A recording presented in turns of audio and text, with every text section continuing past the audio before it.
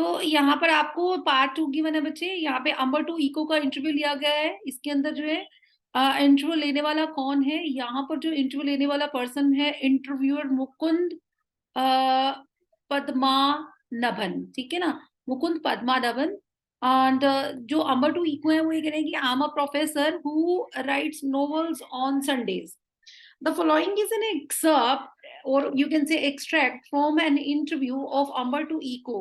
आपको ये पूरा का पूरा जो एक्सट्रैक्ट दे रखा है, यानी कि एक पार्ट दे रखा है इंटरव्यू का। इसने कहा कि ये इंटरव्यू अंबर टू इको का हुआ था, तो उसका एक एक्सट्रैक्ट है। And the interviewer is Mukund Padmanabhan from the Hindu. The Hindu आप ही कह सकते हैं कि आपका बच्चों आप लोगों को पता है कि ये कौन है। ये एक न्यूज़पेपर का नेम है द हिंदू, और उसके जो है इंटरव्यूअर जो थे यहाँ से द हिंदू से आए हुए थे, और मुकुंद पद्मानाभन उन्होंने अंबर टू इको का इंटरव्यू लिया था। तो Umberto Eco a professor at the University of Bologna in Italy. Italy में ये एक प्रोफेसर रहे हैं and had already acquired a formidable reputation as a scholar. Scholar मतलब यू नो कि जो बहुत इंटेलिजेंट वर्क करते हैं उसको हम बोलते हैं। एंड फॉर्मिडेबल मतलब यू विल से कि वेरी फेमस और सक्सेसफुल जो है रेपुटेशन पर्सन है ये। तो यहाँ पर फॉर्मिडेबल मतलब बहुत ज्यादा सक्सेसफुल, हाईली सक्सेसफुल पर्सन ये रहे हैं। ठीक है, तो फॉर्मिडेबल आप ये कहेंगे बच्चे हाईली सक्सेसफुल पर्सन रहे हैं ये, ठीक है ना। For his ideas on semiotics. And semiotics means here study of science, मतलब साइंस मतलब, और उनकी जो रिप्लाईज होते हैं तो उसके बारे में जो लोग स्टडी करते हैं तो उस मतलब उस ब्रांच को हम क्या बोल कर लेकर चलते हैं कि सेमियोटिक्स। तो खास तौर पे उन्होंने यहाँ पर जो है सेमियोटिक्स जो स्टडी ऑफ साइंस है वो उसमें बहुत ज्यादा इंटेलिजेंट थे, उसके ऊपर जो है उन्होंने अपना बहुत ज्यादा क्या किया था, एक रेपुटेशन जो है वो गेन कर रखा था। एंड अगेन ही सेइंग कि लिटरेरी इंटरप्शन वो इंटरप्रिटेशन वो और ज्यादा किसके लिए फेमस थे Umberto Eco? Literary interpretation, literature part में बहुत ज्यादा मतलब क्वालिफाइड थे, आप ही कहोगे कि बहुत एक्सपर्ट थे। And medieval aesthetics. Medieval aesthetics, aesthetics हम क्या बोलते हैं? एस्थेटिक्स का मीनिंग होता है बच्चे कि आप मतलब जो है क्या लेकर चलते हैं, जिसको बोल सकते हो कि study of the art and beauty हम वर्ड यूज करेंगे। तो मेडिवियल पुराने टाइम की, एक होते हैं एंशियंट, एक होता है मेडिवल, एक होता है मॉडर्न। तो जो मेडिवियल टाइमिंग्स की जो एस्थेटिक थी, यानी कि आर्ट और ब्यूटी की स्टडीज करना, तो ये वहां पर उस चीज के लिए भी फेमस थे। तो aesthetic means you can write study of beauty and art, ठीक है। Before he turn to writing fiction, writing fiction में मतलब राइटिंग फिक्शन का मतलब आप लोगों को पता है कि हम क्या करते हैं, इमेजिनेटिव स्टोरीज लिखते हैं। तो फिक्शन राइटिंग में आने से पहले वो बहुत ही रेप्यूटेड सेमियोटिक्स, लिटरेरी इंटरप्रिटेशन और मेडिवल एस्थेटिक्स जो थे बन चुके थे। And literary fiction, academic text, essays, children's books, newspaper articles, his written output is staggeringly. यहां पर हमें ये बताया गया बेटा, हाँ, यहाँ पर हमें ये बताया गया है कि डेफिनेटली लिटरेरी फिक्शंस, अकादमिक टेक्स्ट, और वो किस चीज में फेमस है? यहाँ पर ऐसे लिखने में, चिल्ड्रंस बुक, न्यूज़पेपर आर्टिकल्स। तो डेफिनेटली इनकी जितनी भी ये सब चीजें हैं ये बहुत ज्यादा स्टेगरिंगली मतलब सरप्राइज, स्टेगरिंगली मीन्स यूजुअल से सरप्राइजिंगली, मतलब कि कोई भी इनको देखता तो रियली में सरप्राइज हो जाता कि इतनी superb, large and wide ranging थी। In 1980, he acquired the equivalent of intellectual superstardom। 1980 के अंदर उन्होंने एक बहुत ही इंटेलेक्चुअल सुपरस्टारडम अचीव किया with the publication of the names of the rose, name of the rose which sold more than 10 million copies. आप ये कहोगे कि 10 मिलियन कॉपीज जो है इसका सेल हुआ था, जो इन्होंने ये लिखा था novel The name of the Rose. तो इसको मैं पैराग्राफ को फिर से रिपीट कर रही हूँ बच्चे, केयरफुली सुनना कि ये जो है इंटरव्यू का सेकंड पार्ट है। फर्स्ट पार्ट आप लोगों का इससे कोई रिलेशन नहीं है, उसमें सिर्फ आप लोगों को इंटरव्यू का डेफिनेशन दिया गया है, ठीक है ना। और जो सेकंड पार्ट है उसके अंदर आप लोगों को क्या बताया गया है, सेकंड पार्ट के अंदर जो है आप लोगों को ये बताया गया है यहाँ पे कि इंटरव्यू जो है यहाँ पे अंबर टू इको का चल रहा है, और अंबर टू इको का इंटरव्यू किसने लिया है, मुकुंद पद्मानाभन ने लिया है, और जो द हिंदू न्यूज़पेपर जो है वहां से थे। And following is an extract from an interview of Umberto Eco, the interviewer is here Mukund Padmanabhan from the Hindu. Umberto Eco, a professor at the University of Bologna in Italy, had already acquired a formidable reputation as a scholar for his ideas on semiotics, literary interpretation, and medieval aesthetics before he turned to writing fiction. Means here यहाँ पे हमें Umberto eco के बारे में बता रखा है कि जो अम्बर्टो इको है प्रोफेसर थे यूनिवर्सिटी में बोलोग्ना इन इटली में, और बहुत ही फेमस थे, रेप्यूटेशन ऑलरेडी वो गेन कर चुके हैं as a scholar, you know कि इंटेलिजेंट पर्सन जो होते हैं।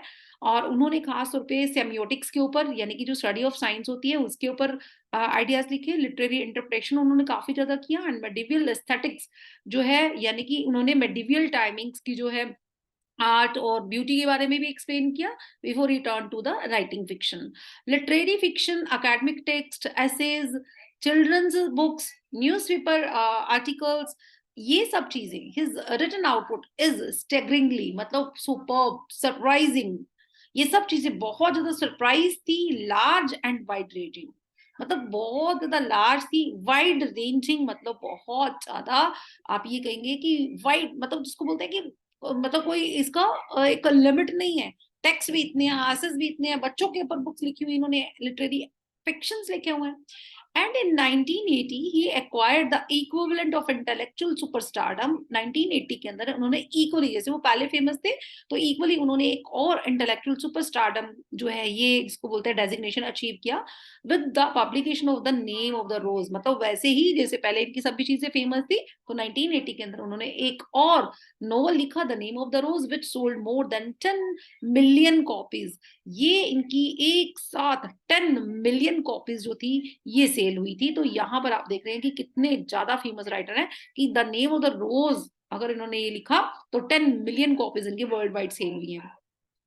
अब यहाँ पे इंटरव्यू लेने के लिए कौन है, मुकुंद यहाँ पे इनके सामने है। Mukund Singh, the English novelist and अकादमिक डेविड लॉज वंस रिमार्क्ड, वो कहते हैं कि इंग्लिश नॉवलिस्ट और अकादमिक डेविड एक पर्सन हुए हैं, David Lodge, once remarked, I can not understand how one man can do all the things he Eco's does.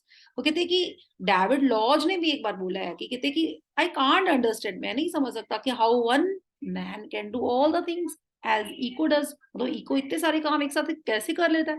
आपने देखा कि इतनी फेमस उन्होंने क्या लिखी है, फिक्शंस लिखी हैं, बच्चों की बुक्स हैं, टेक्स्ट हैं, नॉवेल्स लिख रहे हैं। Umberto Eco is saying maybe I give the impression of doing many things। कहता है कि शायद से I give the impression of doing many things, मुझे लगता है कि मैंने बहुत सारी चीजें मैं करता हूँ तो इसका impression मैंने लोगों को दे दिया है, but in the end I am convinced I am always doing the same thing। लेकिन वो कहता है कि in the end मैं एक ही चीज ये convince होऊंगा कि मैं सिर्फ एक ही काम कर रहा हूँ। ठीक है ना, लोगों को ये जरूर लग रहा होगा कि I am doing a lot of things, but in my point of view he is saying कि I am doing just only one thing, which is कि वो तुम क्या कर रहे हो। and Umberto Eco is saying now that is more difficult to explain, मतलब जो मैं काम कर रहा हूँ ये difficult है, बहुत ज़्यादा difficult है explain करना।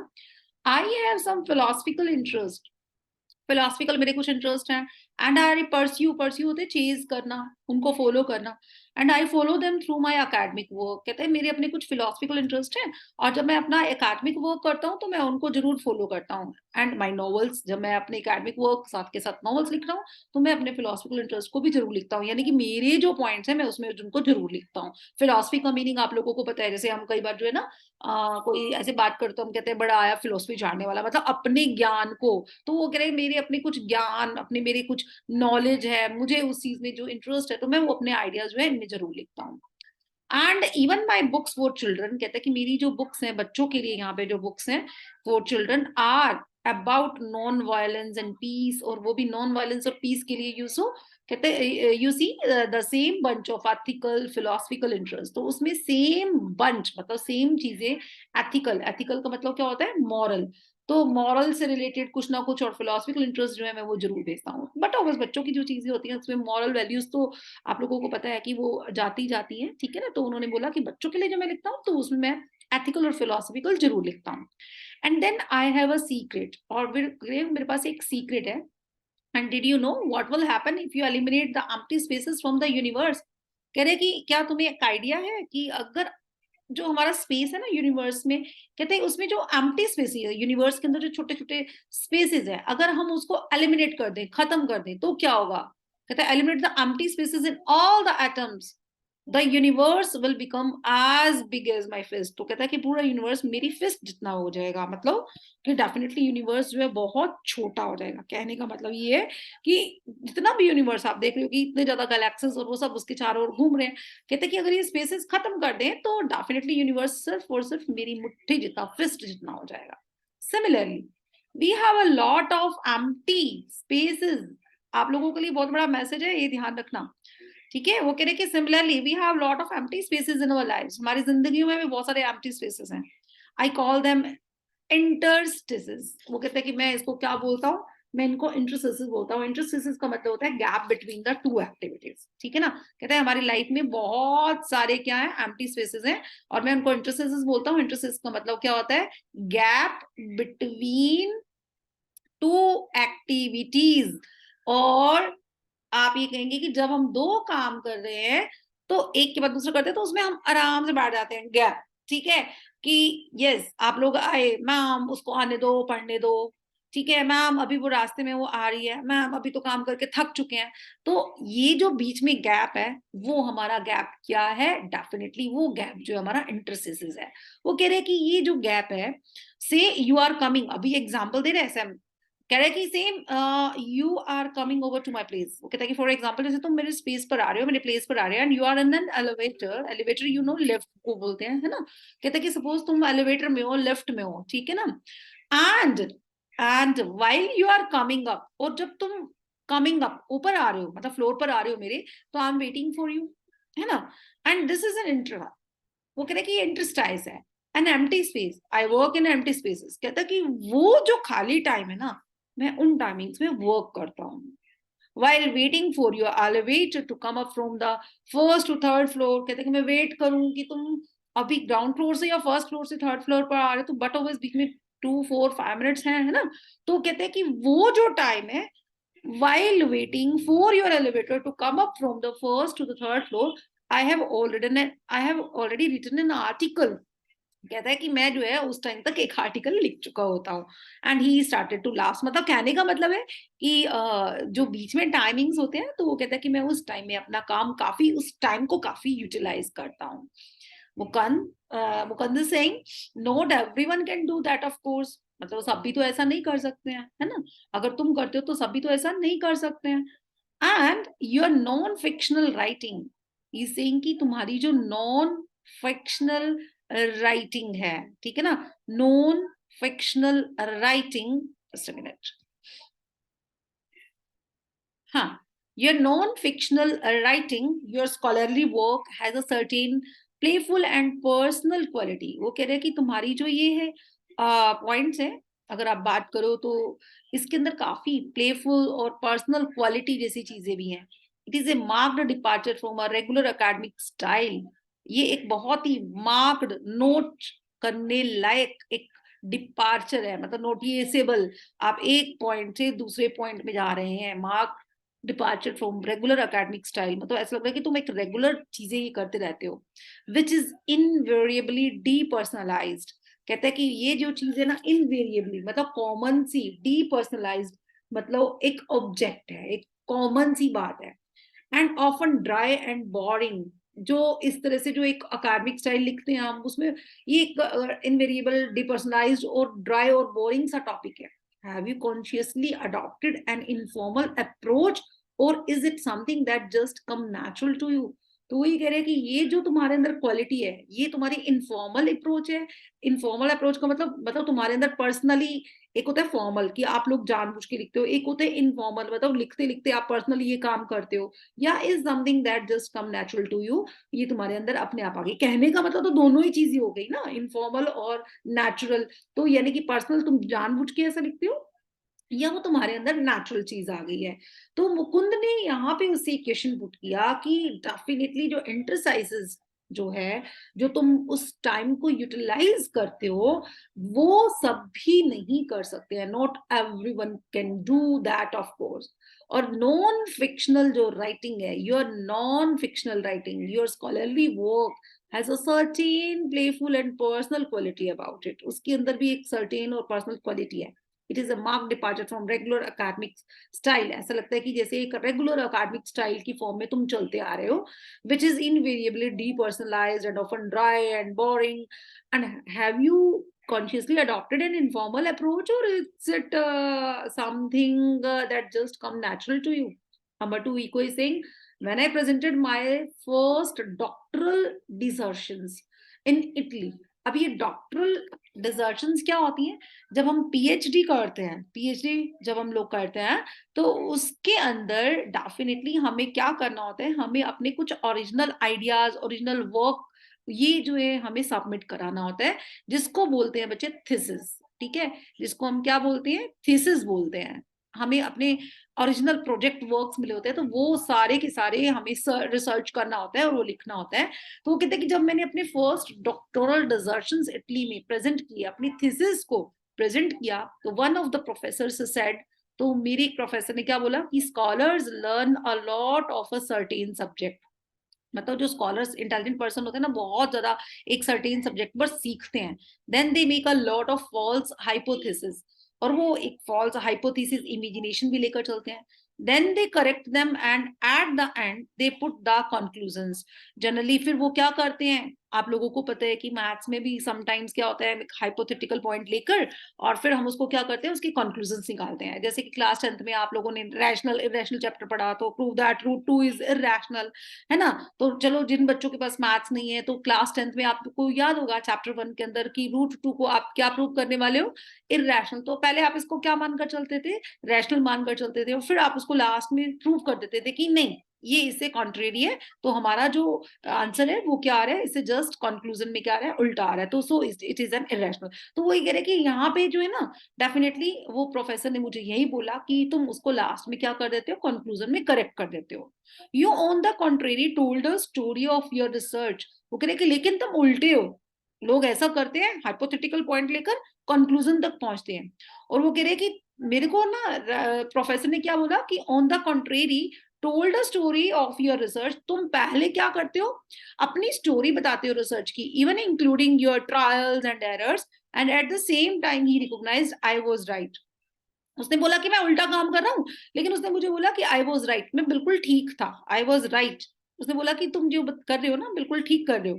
And went on to publish my dissertation as a book, और उसने मेरी जो डिसर्शन थी, मेरी थीसिस थी, उसको बुक की फॉर्म में पब्लिश करवाया, which mean he appreciated it, जिसका मतलब ये था कि वो मेरी आइडियाज को बहुत ज्यादा उस प्रोफेसर ने लाइक किया था। ठीक है ना।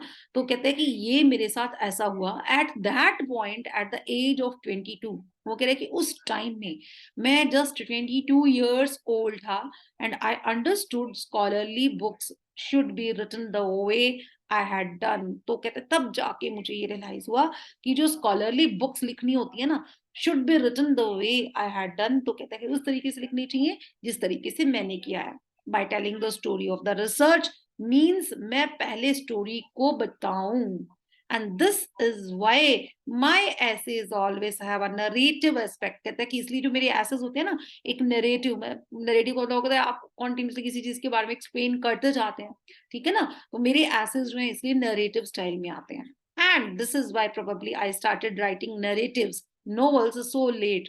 और शायद इस वजह से इसने कहा कि मैंने अपने नरेटिव्स जो थे ना, पहले तो मैं ऐसे लिख रहा था, उसके बाद शायद से कहते हैं जो मेरे नरेटिव से मैंने लेट लिखने शुरू किए, एट द एज ऑफ 50 मोर और लेस। ठीक है ना। तो कहते हैं मैंने 22 की एज में अपना वर्क स्टार्ट किया। उस टाइम में मुझे समझ में आया कि स्कॉलरली बुक्स किस टाइप में लिखनी है, तो उसने बहुत सारे फिक्शंस, बहुत सारे एसेज, चिल्ड्रन बुक और बहुत सारे लिटरेचर वर्क किए। बट वो कह रही है कि नरेटिव जो मेरा स्टाइल था, मेरे को थोड़ा-सा लेट समझ में आया कि मैं ये भी कर सकता हूँ, तो नॉवेल्स इसलिए वो कहते हैं कि at the age of 50 I have started. I remember, he's saying कि I remember that my dear friend Roland Barthes was always frustrated that he was an essayist and not a novelist. कहते हैं कि मुझे याद है कि मेरा एक फ्रेंड था रोलैंड बार्थेस, वो हमेशा ही फ्रस्ट्रेटेड रहता था। फ्रस्ट्रेटेड मीन्स यस, निराश होना। वो हमेशा निराश रहता था कि that he was an essayist, कि वो एक ऐसे था, एसेइस्ट था, ऐसे लिखने वाला था, not a novelist. He wanted to do the creative writing one day और अनदर। वो क्या करना चाहता था, क्रिएटिव राइटिंग लिखना चाहता था। But he died before he could do so, लेकिन मरने मतलब करने से पहले वो मर गया। And I never felt this kind of frustration. कहता कि एटलीस्ट मेरे अंदर ये इस टाइप की फ्रस्ट्रेशन नहीं आई कि मैंने नॉवलिस्ट जो है डेफिनेटली बनना है, या मैं एक ऐसे कहते हैं ऐसी फ्रस्ट्रेशन मेरे माइंड में नहीं आई। I started writing novels by accident. वो कह रहे कि मैंने तो नॉवेल्स एक्सीडेंटली लिखने शुरू किए, मेरी डिजायर नहीं थी, मेरी इच्छा नहीं थी कि मैं नॉवेल्स लिखूं। वो कह रहे कि मैंने तो नॉवेल्स कैसे लिखने शुरू किए थे, by accidentally, and I had nothing to do one day, and so I started. Novels probably satisfied my taste for narration. कहता कि मेरा टेस्ट था नरेशन करने का, ऐसे मैं ऐसे नहीं बना था, ऐसे में भी मैं नरेट करता था, तो डेफिनेटली मेरे नॉवेल्स भी शायद से इसलिए नरेशन जो मेरा स्टाइल था वो इसलिए फेमस हो गया। ओके, देन मुकुंद सेड कि talking about novels, from being a famous academic you went on to becoming spectacularly famous after the publication of The name of the रोज।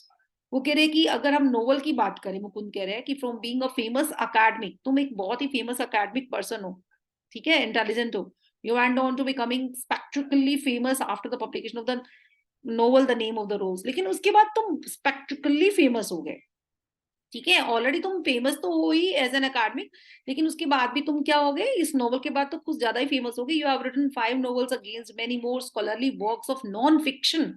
कह रहा है कि तुमने 5 नोवेल्स लिखी हैं against many more scholarly works of non fiction, at least more than 20 of them. कहता है कि 20 से तो ज्यादा ही लिखी हैं। अंबर टू उसको करेक्ट करते हुए कहता है कि नहीं, मैंने नोवेल्स 20 से ज्यादा तो नहीं लिखे, at least more than 20 of them. वो कह रहे हैं नहीं, डेफिनेटली ओवर 40। कह रहा है कि 5 novels against many more scholarly work of non-fiction, at least more than 20 of them। तो वो कह रहे कि नहीं, over 40। Mukund, over 40, surprise. among them a seminal piece of work on semiotics। कहते हैं कि उसके अंदर एक मैंने एक सेमिनल पीस ऑफ वर्क लिखा है सेमियोटिक्स के ऊपर। तो सेमियोटिक्स मुझे, मैंने आप लोगों को अभी बताया कि सेमियोटिक्स मतलब symbol of science and images, और सेमिनल का मीनिंग क्या होता है, इनोवेटिव आइडियाज जो होते हैं ना हमारे।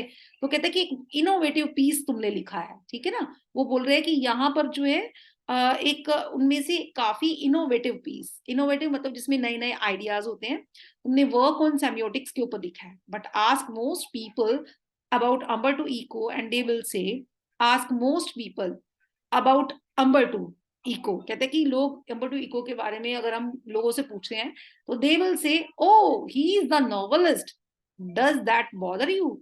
तो कहते हैं कि तुमने इतने अच्छे मतलब जो है नॉन फिक्शन वर्क किए, फिक्शन वर्क किए, लेकिन अगर लोग ये कहते हैं कि ही इज अ नॉवेलिस्ट, तो क्या तुम्हें बॉदर करता है, क्या तुम्हें अच्छा नहीं लगता।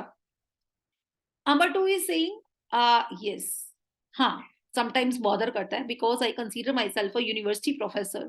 कहते हैं कि क्यों, मैं एक नॉवलिस्ट नहीं हूँ, मैं अपने आप को क्या मानकर चलता हूँ, मैं अपने आप को एक यूनिवर्सिटी प्रोफेसर मानकर चलता हूँ, who rights novels on Sundays, और जो संडेज को नॉवल लिखता है। मैं नॉवलिस्ट नहीं हूँ, मैं एक प्रोफेसर हूँ।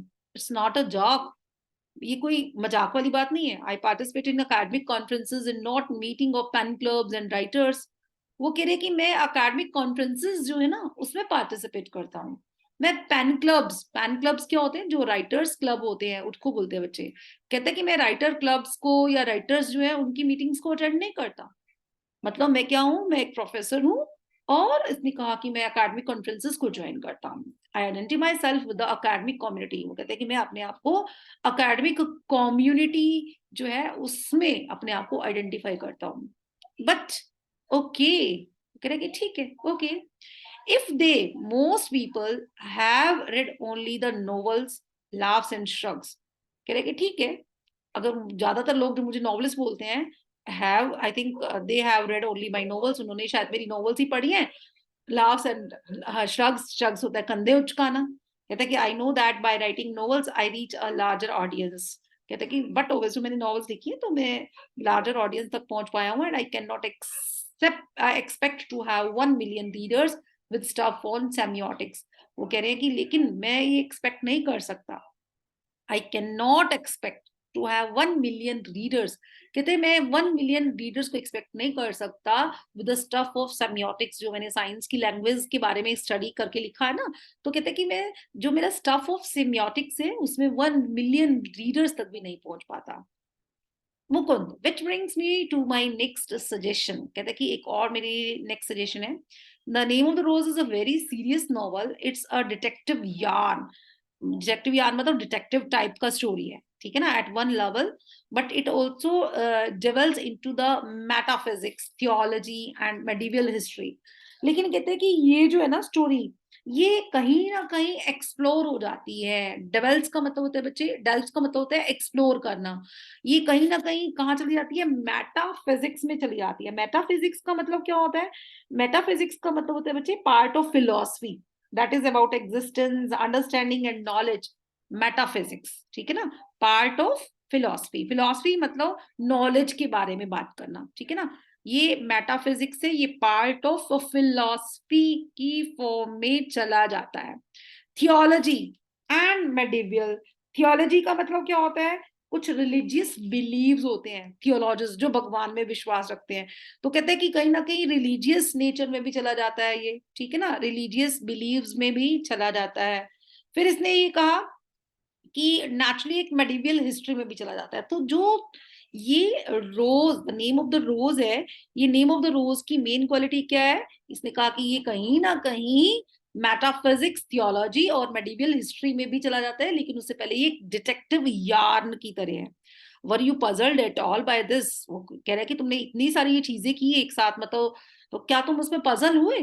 तो यहां पर अम्बर्टो इको कहते हैं no, journalists are puzzled and sometimes publishers. कहते हैं जर्नलिस्ट और पब्लिशर्स पजल हुए, and this is because journalists and publishers believe that people like trash and don't like difficult reading experiences। वो कहते हैं कि ऐसा इसलिए कि people जो है वो क्या करते हैं, people like trash। Trash you know कि आप लोगों को पता है कि वेस्ट जो चीजें होती हैं, जैसे कि अभी आप ट्रैश में सब कुछ डाल देते हैं, ट्रैश बिन टाइप में है ना, तो west. People like trash and don't like difficult reading experiences. लोगों को जो है ना वेस्टेज चीजें, इधर उधर की चीजें पसंद है, और उनको डिफिकल्ट एक्सपीरियंसेस जो है उनको बिल्कुल पसंद नहीं है। Consider there are 6 billion people on this planet, 6 billion, and the name of the rose sold between 10 to 15 million copies. अगर 6 billion में से 10 से 15 million कॉपीज सेल भी हो गई, तो so in a way I reached only a small percentage of readers, है ना। but it is exactly these kinds of readers who don't want easy experiences। लेकिन ये शायद से ऐसे रीडर्स हैं, ऐसे टाइप के रीडर्स हैं जो इजी एक्सपीरियंसेस नहीं चाहते, और at least don't always want this, और शायद से कभी चाहते भी नहीं थे। And myself at 9 PM after dinner watch television and want to see either Miami Vice or Emergency Room. I enjoy it and I need it but not all day. कह रहे कि जैसे सभी लोग करते हैं ना, कहते मैं भी वैसे ही हूँ, रात को अपना 9 बजे डिनर करने के बाद कहते मैं टीवी देखता हूँ, मियामी वॉइस देखता हूँ, इमरजेंसी रूम देखता हूँ, एंजॉय करता हूँ। बट इसने कहा आई नीड इट, मुझे इसकी जरूरत है, but not all the day, पूरा दिन नहीं, रात को ही।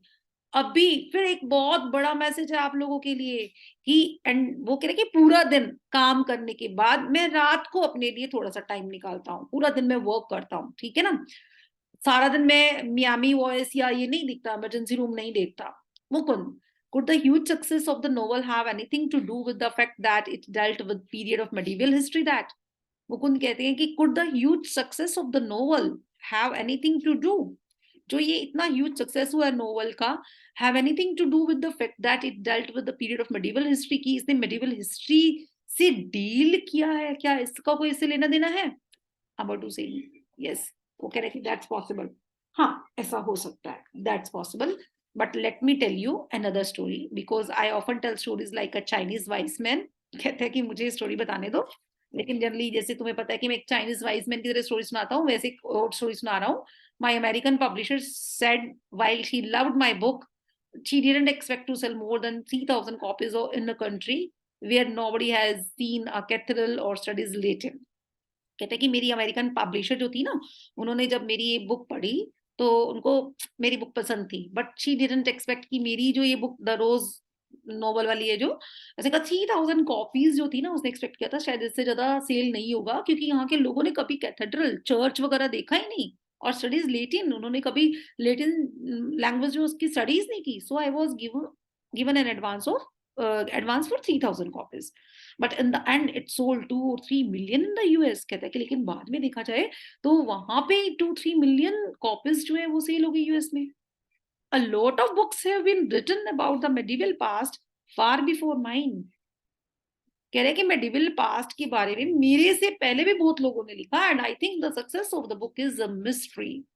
वो कह रहे कि ये बुक जो है मिस्ट्री है, nobody can predict it. Predict मतलब कोई इसके बारे में आइडिया नहीं लगा सकता। I think if I had written the name of the rose 10 years earlier, कहते कि अगर मैं 10 साल पहले लिखता ना, तो टाइम एक होता है हर चीज का, तो कहते कि अगर मैं ये 10 years पहले लिखता और 10 years लेटर शायद 10 year बाद में लिखता, तो it would not have been the same. तो शायद से वैसा रिस्पॉन्स नहीं आता जो अभी आया है। Why it worked at that time is a mystery. Why it worked why it worked at that time is a mystery. ये उस टाइम में ही क्यों हुआ, ये एक बहुत बड़ी मिस्ट्री है, रहस्य, सीक्रेसी है। So this is the chapter interview. And ये जो इंटरव्यू है बच्चे, यहाँ पर आप देख रहे हैं कि किस तरह से इंटरव्यूअर ने जो है इंटरव्यू को छोटे छोटे पॉइंट्स में पकड़ा, ठीक है ना। तो ये आप लोग देखते हैं आपकी एएसएल में, और जो भी आपकी इंटरनल असेसमेंट है उसमें भी आप लोगों को एक दे रखा है पार्ट की इंटरव्यू आप लोगों को कंडक्ट करके जो है उसको एक्टिविटी में ले सकते हैं। तो डेफिनेटली ये इसलिए है कि बिकॉज आप लोगों में से काफी सारे स्टूडेंट्स ऐसे हैं, कोई जर्नलिज्म में जाएगा, कोई किस में चला जाएगा, है ना। कोई जैसे किसी कॉमर्स वाले बच्चे हैं तो सीए का एक्सपेक्टेशन होता है, और मेडिकल नॉन मेडिकल तो जो बच्चे ह्यूमैनिटीज से रिलेटेड हैं तो किसी का इंटरव्यू से रिलेटेड जो है डेफिनेटली जर्नलिज्म में जाने का शौक है। तो एक आप लोगों के लिए हर टाइप की एक्टिविटीज रखी हुई है, तो उसमें ताकि आप लोग जो इसको अंडरस्टैंड कर पाओ कि डेफिनेटली किस तरह से हमने क्या करना है। तो